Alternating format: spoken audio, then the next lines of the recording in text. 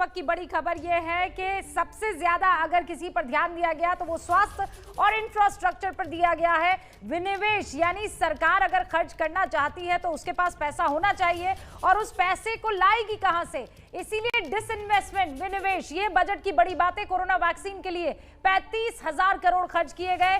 75+ जितने हमारे यहाँ बुजुर्ग हैं उनको इनकम टैक्स रिटर्न नहीं भरना होगा। इनकम टैक्स में किसी तरह के बदलाव की कोई यहाँ बात नहीं की गई। LIC का जो अगले साल IPO आएगा, ये इस वक्त की बड़ी खबर। बीमा क्षेत्र में विदेशी निवेश को 49 से 74% कर दिया गया।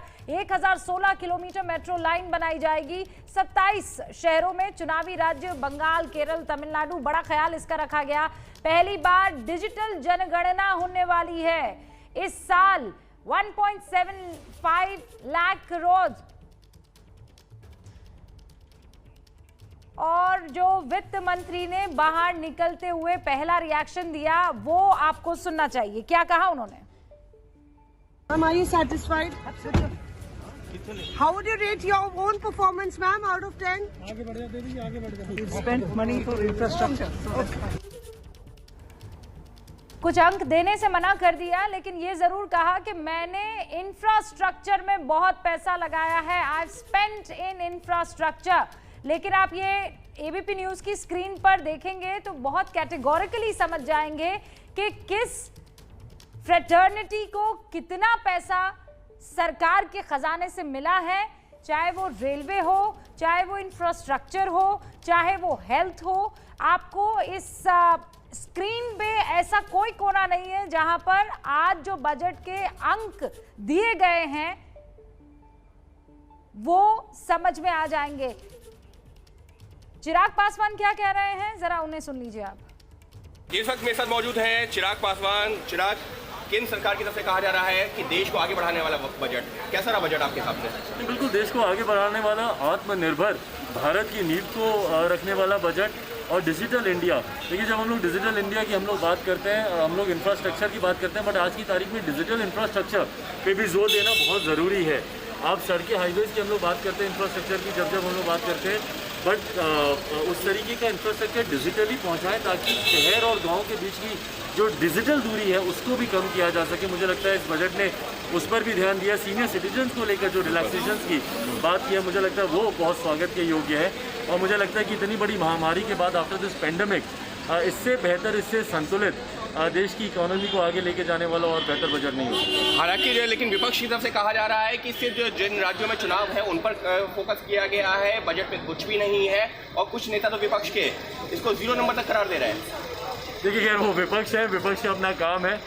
मैं बस बार बार मैं यही आग्रह करता हूँ। आज सुबह मैं राहुल गांधी जी का भी देख रहा था, उन्होंने आज सुबह अपनी उम्मीदें, अपनी आशाएं और अपने सुझाव इस बजट को लेकर, पर यही जब बजट जब तैयार हो रहा होता है, मैं चाहता हूँ कि उस वक्त भी विपक्ष ऐसी ही भूमिका निभाए, उस वक्त ज़्यादा से ज़्यादा सुझाव दे कि वो बजट से क्या अपेक्षा रखते हैं, ना कि बजट आने के बाद सिर्फ उसको क्रिटिसाइज करें। यानी साफ तौर पर चिराग पासवान का ये कहना है कि बजट को सिर्फ जो क्रिटिसाइज नहीं किया जाना चाहिए, जरूरत पड़ने पर उसको सुझाव भी देना चाहिए। और फिलहाल इस देश को आगे बढ़ाने वाला बजट ही करार दे रहे हैं चिराग पासवान।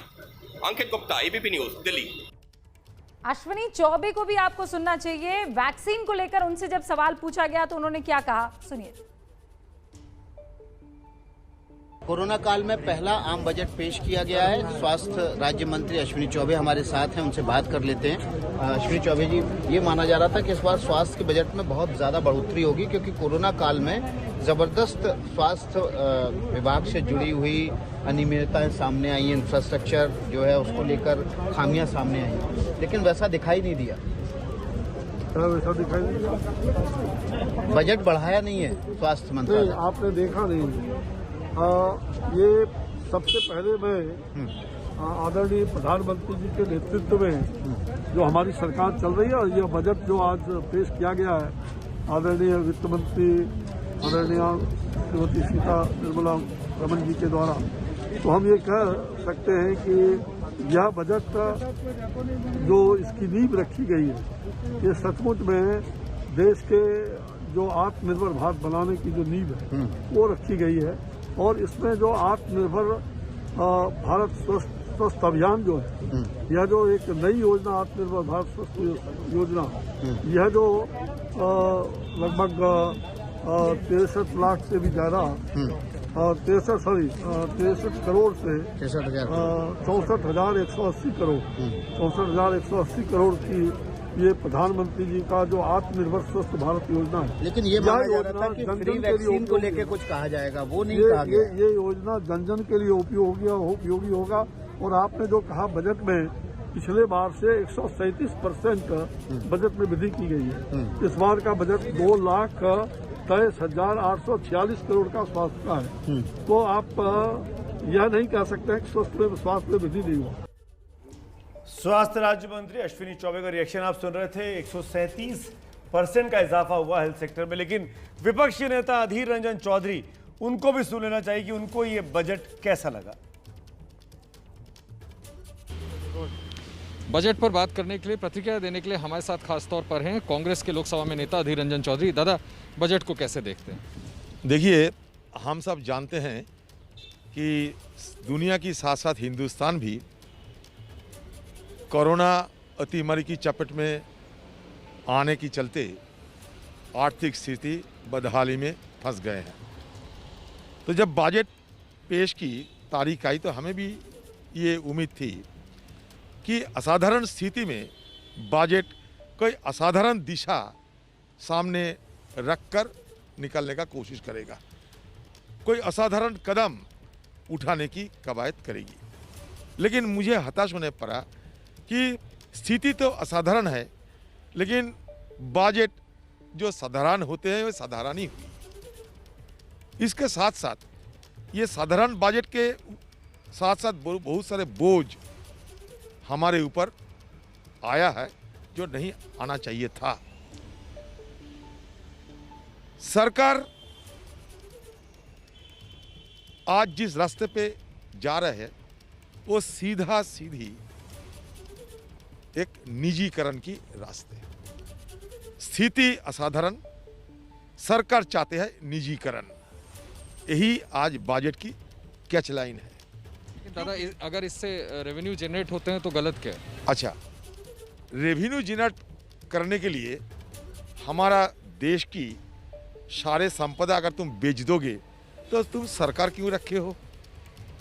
सरकार रखने का मतलब क्या होते हैं कि सारे आज़ादी की बात से अब तक जितने संपदा हमने बचाई है ये सारे संपदा को बेच देना, यही अगर बजट की सबसे बड़ा भूमिका होता है तो अलग बात है। आप गवर्नेंस की जो बात करते हैं, अगर गवर्नेंस ठीक तरह से अगर चला सकते थे तो आज निजीकरण और बेचने की ये नौबत नहीं आती। कोविड को लेकर के 35,000 करोड़, इसके अलावा स्वास्थ्य सेवाओं को, हेल्थ केयर सेक्टर में जो एलोकेशन उसको 2,38,000 करोड़ करना चाहिए था। इसमें कोई बड़ी बात नहीं है। सरकार खुद वादा किया था, हमारी आज की वित्त मंत्री बिहार जाके वादा की थी कि हम वैक्सीन मुफ्त में देंगे। वादा रखा, बात गई, जब रात गई तो बात गई, चुनाव गई तो वादा भी गई। तो जब रात गई तो बात गई, सरकार का रवैया होते हैं तो लोगों को गुमराह करने की बहुत सारे बात होगी। कितने अंक देंगे 10 में से आप इस बजट? एक मिनट मुझे बोलने दीजिए। दूसरी बात, हमारी मांग था कि गरीब लोगों को कैश ट्रांसफर किया जाए, पैसा दिया जाए, क्योंकि वो खर्चा करने की क्षमता उन्हें बढ़े। नहीं किया गया। हमारी उम्मीद थी कि किसानों की चलते सरकार कुछ ठोस कदम उठाएगी। एमएसपी का कोई जिक्र नहीं है। एमएसपी की मतलब एमएसपी उस खरीद उस रेट पे जारी रहेगी तो बोला ना। वो बात अलग है, बात अलग है। एमएसपी की इजाफा नहीं हुई, नंबर 1। और जो बात किया गया है कि प्रोक्यूरमेंट बहुत हुई, तो जब प्रोक्यूरमेंट बहुत होते हैं, जब सब कुछ तुम किसान की पक्ष में रखते हो तो तुम कानून लाने का क्या जरूरत है? तो बिना कानून। इस वक्त नितिन गडकरी मीडिया से मुखातिब हो रहे हैं, सीधा वहां का रुख। देने वाली इंडस्ट्री है। अब इसमें और दूध में शक्कर है, स्क्रैपिंग पॉलिसी जाहिर हुई है। अब स्क्रैपिंग पॉलिसी के बेनिफिट्स काफ़ी बड़े हैं और इसके कारण क्या होगा कि हमारी जो अभी वर्ल्ड के सभी ब्रांड्स हमारे देश में प्रेजेंट है, मर्सिडीज से लेकर ऑल बिग मैन्युफैक्चरर आ रहे हैं। अब हम लोग electric ethanol, methanol, biodiesel, bio CNG और हाइड्रोजन फ्यूल सेल को भी इनकरेज कर रहे हैं। और कल अभी आने वाले 4-5 दिन में, अगले सप्ताह में शायद मीटिंग तय हुई है प्रधानमंत्री जी के साइंटिफिक एडवाइज़र राघवन साहब, नीति आयोग और हमने, ये जो लिथियम आयन बैटरी होती है, ये लिथियम आयन हमारे देश में नहीं है, तो इसका अल्टरनेटिव जो है एयर आयन और अलग दूसरे मेटल के आयन, एल्यूमिनियम या स्टील आयन, तो इसके आधार पर हमारी बैटरी बने और इसमें रिसर्च हो ताकि हमारी ऑटोमोबाइल इंडस्ट्री जो है स्वावलंबी बने और हम लोग हमारे वर्ल्ड में हमारी टेक्नोलॉजी के आधार पर हमें कोई इंपोर्ट करने की आवश्यकता नहीं पड़े। तो अभी पहली बात तो ऐसी है कि हमने लिथियम आयन बैटरी हमको इंपोर्ट करनी पड़ती है, तो इसका भी काम हमने शुरू किया है।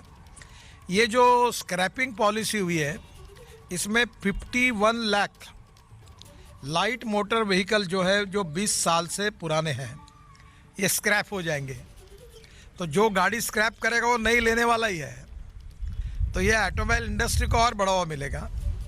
34 lakh light motor vehicle are older than 15 years and 51 lakh light motor vehicle are older than 20 years. बाद में 17 lakh medium and heavy commercial vehicle, 17 lakh older than 15 years without valid fitness certificate. अब ये 17 लाख और ये संख्या जो है, ये मैं जो देख रहा हूँ, ये करीब 1 करोड़ से ज़्यादा व्हीकल है।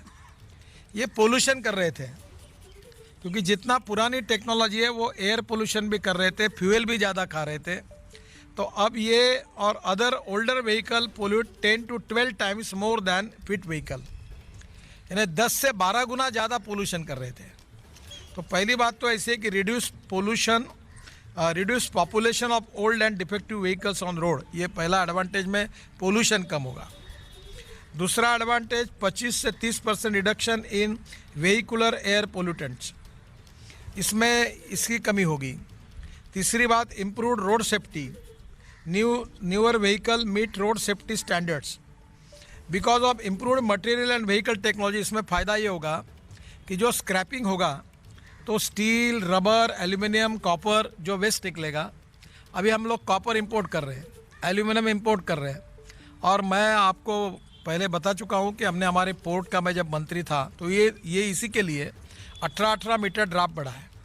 तो दुनिया का भंगार 2 लाख टन के शिप में अपने यहाँ आएगा, वो बहुत सस्ता आएगा, थ्रोइंग प्राइस पे आएगा, और फिर उससे हम लोग सेग्रीगेट करेंगे मेटल को, एल्यूमिनियम, कॉपर, प्लास्टिक, रबर, और फिर उसका रिसाइकलिंग करेंगे। तो जो स्पेयर पार्ट्स 100 रुपये में मिलता था वो 60 रुपये या 65 रुपये में बनेगा। तो वर्ल्ड के कंपटीशन में हम लोग सबसे सस्ते होंगे और इसलिए ये इंडस्ट्री हमारे यहाँ बढ़ेगी। इसमें मटेरियल, इसके कारण फ्यूल इफिशिएंसी बढ़ेगी। मैं जब कॉलेज में था तो स्कूटर मैंने खरीदी की थी, तब 32 किलोमीटर इन्हें अच्छा एवरेज समझ रहा था। मैं बजाज की स्कूटर मैंने ली थी और कहता था कि मेरी स्कूटर का एवरेज 32 है। अभी जो बाइक आप यूज़ कर रहे हैं वो 80 किलोमीटर तक गई है। तो इसका मतलब ये जो पुराने सब जाएंगे और नए आएंगे, तो इसमें जो इम्पोर्ट है 8 लाख करोड़ का, वो भी कम होगा, पोल्यूशन भी कम होगा, फ्यूल इफिशियंसी बढ़ेगी, और लाइट वेट व्हीकल है जो बदली हुई है, reduce fuel consumption and foreign का जो अपना फॉरेन डॉलर में जो है, फॉरेन का अपना ये डॉलर है वो इसमें बचेगा। Newer heavy commercial vehicle are 3 to 6% more fuel efficient, ये ट्रक वगैरह में काफ़ी इसमें फ़ायदा होगा। और improved safety features such as air bags, ABS and crash norms. अभी मैंने ट्रांसपोर्ट मंत्री होने के नाते एयर बैग्स को भी मैंडेटरी किया है, तो ये मुझे लगता है ये सब फ़ायदा होगा। इससे करीब 10,000 करोड़ की नई इन्वेस्टमेंट आएगी। नितिन गडकरी को आप सुन रहे थे, जो नई व्हीकल स्क्रैपिंग पॉलिसी है उसके बारे में बता रहे थे। वो ये कह रहे थे कि इससे हिंदुस्तान को ही फ़ायदा होने वाला है, क्योंकि जो चीज़ें हम बाहर से आयात करते हैं वो स्क्रैपिंग के बाद जो हमें मिलेगी उससे फ़ायदा ही होने वाला है। फारूक अब्दुल्ला हैं सर, बजट को किस तरीके से देखेंगे, इसमें सवाल निकलेगा या जवाब? देखिए, बजट 2 घंटे का है, अब हमें इस पे सोचना है क्या है और क्या नहीं है, वो सोच के हम इसका जवाब दें। जम्मू कश्मीर को पाइपलाइन देने की बात कर रही है, काफी इंफ्रास्ट्रक्चर के ऊपर हुजूर, गैस पाइपलाइन की बात आज साल से हो रही है, वो लुधियाना से आगे नहीं चलती। रेल का हाल देखिए, कटरा से आज तक वो बानिहाल नहीं पहुंची। हमारे रोड का हाल देखिए, नेशनल हाईवे का ये हाल है कि रोड की बारिश पड़ जाती है, रोड ही गायब हो जाता है। लेकिन सरकार तो कह रही है कि बहुत सारी हमने रोड के ऊपर प्रोजेक्ट बनाए हैं, बहुत सारे ये हम देखना चाहते हैं। वो जिस दिन आप जरा आज जाओ ना कश्मीर, उस रोड से तुम्हें पता लगेगा, तो वहाँ पहुँचोगे भी या नहीं, या चुनाव में डूब जाओ। यानी अभी आपको फिलहाल केवल ये वादे लग रहे हैं? अभी तो वादे हैं, देखना है कि इसकी इम्प्लीमेंटेशन क्या होती है। बहुत बहुत शुक्रिया। तो ये थे फारूक अब्दुल्ला, जिनका कहना था कि फिलहाल बजट जो है वो काफ़ी लंबा ज़रूर था, इसमें बहुत सारे वादे थे, लेकिन इन वादों का इम्प्लीमेंटेशन देखना होगा। Pranay Upadhyay, Delhi, ABP news. Mobile journalism, mojo जिसको कहा जाता है ना, उसका बेहतरीन नमूना पेश करते हुए एबीपी न्यूज़ के तमाम वो रिपोर्टर्स जो आज संसद में तैनात हैं, और ये रिएक्शन सबसे पहले पहुंचा रहे हैं, क्योंकि कैमरे अलाउड नहीं है, इसलिए मोबाइल पर तमाम रिएक्शंस आप देख पा रहे हैं। जायज है सरकार ने जो कदम उठाए बजट में, जैसे सेस, वो कह रहे हैं सेस से सरकार की आमदनी बढ़ेगी और ये बढ़िया कदम है। आम आदमी के लिए बजट है, मतलब आम आदमी के लिए बजट है, उद्योगपतियों के लिए बजट है, मजदूरों के लिए बजट है, किसानों के लिए बजट है, दलित आदिवासियों के लिए बजट है। इसमें दलित आदिवासी के लिए ज़्यादा प्रावधान किया गया है, किसानों के लिए भी ज़्यादा बजट का प्रावधान है।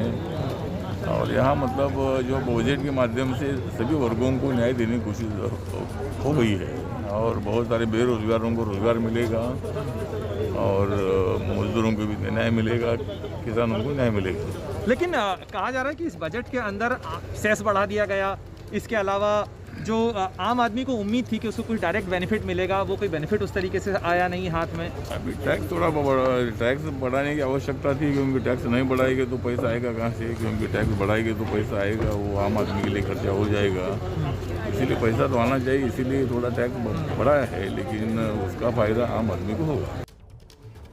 सरकार के सहयोगी है केंद्र सरकार में मंत्री है रामदास अठावले, और अपने अंदाज में हर एक के लिए इस बजट को फायदेमंद बता रहे थे। मुख्तार अब्बास नकवी की भी रिएक्शन आ गया, बात की अंकित गुप्ता ने, सुनते हैं। वित्त मंत्री ने अपना बजट पेश कर दिया। हमारे साथ मौजूद हैं केंद्रीय मंत्री मुख्तार अब्बास नकवी साहब। सर, बजट पेश किया गया है, अलग अलग क्षेत्रों को एलोकेशन किया गया है, क्या वाकई में ये बजट जो है आत्मनिर्भर भारत के सफल सफर का हम सफर बजट साबित होगा, और ये बजट जो है वो आत्मनिर्भर भारत का एक गजट साबित होगा।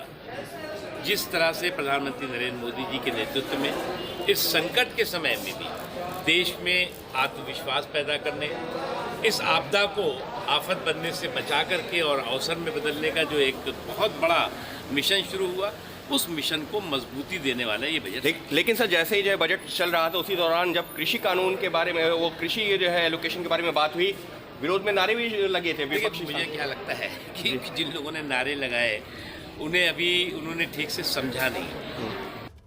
दरअसल मुख्तार अब्बास नकवी अपने गानों के लिए अपने लिखते हैं, कविता लिखते हैं, मैं उनकी इन पर्सन जानता हूं, और बड़ी अच्छी तुकबंदी करते हैं। उन्होंने कहा सफल सफर का हम सफर रहेगा ये बजट। एक सेकंड लगता है समझने में कि क्या कहना चाहते हैं, लेकिन दरअसल ये कहना चाहते हैं कि आगे जब हमारा देश का जो सफर है उसमें ये बजट मददगार साबित होगा, काफ़ी कामयाब देश को करेगा।